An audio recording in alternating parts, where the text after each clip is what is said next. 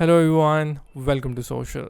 सो अभी मैं देख के आया गदर पार्ट 2। और मेरे ना सबसे पहले मैं आपको बता दूं कि जो ओरिजिनल गदर थी वो मेरे चाइल्डहुड में एक बहुत ही फैसिनेटिंग सी फिल्म थी। उसमें एक सीन आता है मालगाड़ी में, एक एक्शन सीन आता है। वो मुझे इतना फैसिनेटिंग लगता था कि मैं सोचता था कि इसको कैसे शूट किया होगा और कितनी मुश्किल आई होंगी इस सीन को शूट करने में, because train is a moving object और उस पर एक्शन सीन शूट करना like it's something like a kid inside me was like wow, ये सीन कितना अमेजिंग है। so there was this thing about गदर जो एक बहुत रॉनेस थी। अगर वो फिल्म लाउड भी थी तो फील होता था कि वो फिल्म इसलिए लाउड है क्योंकि उस फिल्म का वर्ल्ड ही बहुत लाउड था। मुझे नहीं लगता कि इससे आइकॉनिक सीन कोई हो सकता है कि कोई पाकिस्तान में हमारा हीरो खड़े होके इंडिया जिंदाबाद के ऐसे नारे लगाए और सब डर जाएं, और वो भी बहुत रेलेवेंट तरीके से, नॉट कि बस दिखा दिया कि सब डर गए। सो आई थिंक उस टाइम के हिसाब से गदर एक बहुत ही आइकॉनिक फिल्म थी। Now coming to the sequel 2023 में, अगर आप गदर 2 का सीक्वल बनाते हैं और उसमें कुछ अपलिफ्टमेंट ही नहीं है एक तरह से, तो उसी तरह की फिल्म मेकिंग है जो कहीं ना कहीं आउटडेटेड लगती है। And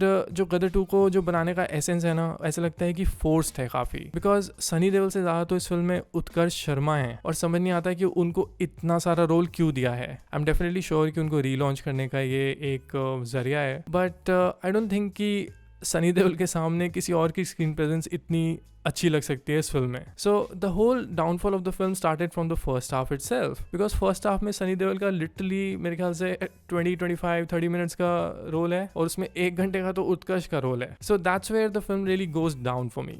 the plus point of the film is obviously Sunny Deol and his conviction. Tara Singh एक ऐसा कैरेक्टर है जो मुझे लगता है सब पूरी पाकिस्तान की आर्मी को हरा सकता है किसी भी फिल्म में, चाहे वो 70 साल का भी हो जाए। आई थिंक पाकिस्तान की आर्मी या it's such an unbelievable character, to be honest. So I will always root for such a character whenever Sunny Deol does it, because आजकल ऐसी फिल्म्स नहीं बनती हैं एंड सनी देओल को उस तरह से स्क्रीन पे देखना मुझे तो बहुत मजा आया। इसके बाद जो मेरे को एक और चीज़ पसंद आई वो थी अनिल शर्मा जो डायरेक्टर हैं, उनकी इमोशनल सीन्स को लेके एक जो उनकी एक रेंज है वो मुझे बहुत सही लगी, बिकॉज ये एक मेन स्ट्रीम फिल्म है, इसमें इमोशंस आपको लाने पड़ते हैं। और जिस तरह से अनिल शर्मा का एक ग्राफ है मूवीज़ का, उन्होंने अपने जैसी फिल्म बनाई, उन्होंने एक तहलका जैसी बहुत ही वियर्ड वर्ल्ड वाली फिल्म बनाई थी, एंड अब उन्होंने Gadar, then Gadar 2, hero of a story of a spy, something. So he actually knows कि वो किस तरह की फिल्म्स बनाना चाहते हैं। एंड गदर 2 में भी उनका जो थंबप्रिंट है वो आपको नजर आता है। That is where I feel he might not be the best director to make a film in 2023, but Gadar 2 कहीं ना कहीं थोड़ी बहुत रेलेवेंट लगती है एज अ सीक्वल। इसके बाद जो चीज़ें मुझे पसंद नहीं आई फिल्म में वो थी उत्कर्ष शर्मा की परफॉर्मेंस। बहुत ही लाउजी, बहुत ही कहीं ना कहीं फोर्स परफॉर्मेंस थी और फोर्स कैरेक्टर था।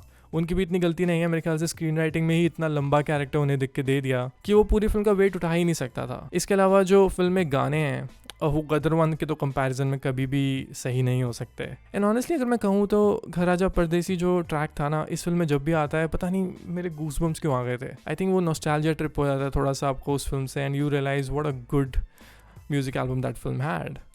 So yeah, I mean music was not that great, but it was also a letdown of the film, because film में लिटरली 6-7 गाने आते हैं एंड आपको समझ नहीं आता है कि इतने सारे गाने फर्स्ट हाफ में क्यों डाले हुए हैं। इसके बाद there is a huge flaw of this Pakistan narrative.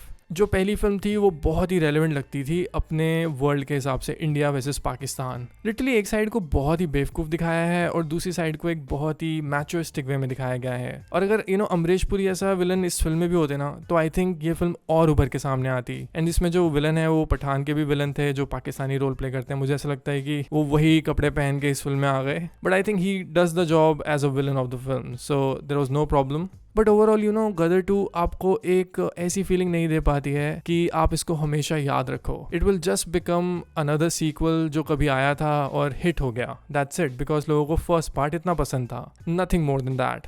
Film में अगर आप एक्शन सीन देखना चाहते हो तो उस लेवल के तो नहीं है। If you love watching Sunny पाजी फाइटिंग ऑन द स्क्रीन और जिस तरह से लोगों को मारते हैं, कभी हैंड पंप, कभी इलेक्ट्रिसिटी पोल तो वो सीन्स आपको इस फिल्म में भी देखने को मिलेंगे, बट उतनी कन्विक्शन से नहीं। So if you watch this film, watch it with a very half heart and थोड़े नॉस्टैल्जिया के साथ देखना।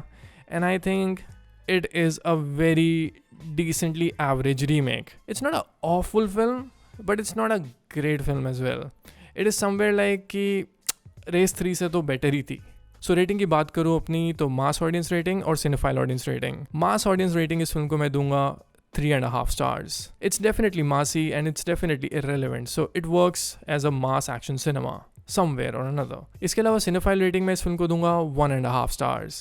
Alright, that's all for this review. आपका ओपिनियन मेरा ओपिनियन डिफरेंट भी हो सकता है, which is completely healthy and democratic. अगर आपको फिल्म पसंद आई हो तो भी आप मुझे कमेंट्स में बताना, और अगर आपको फिल्म नहीं पसंद आई हो तो भी आप मुझे कमेंट्स में बताना. सो मैं बड़ा इंटरेस्टेड हूँ जानने में कि आप लोगों को गदर 2 कैसी लगी, या आपका गदर 1 से क्या रिलेशनशिप था. So let me know in the comments कि आपको ये फिल्म कैसी लगी. बाय.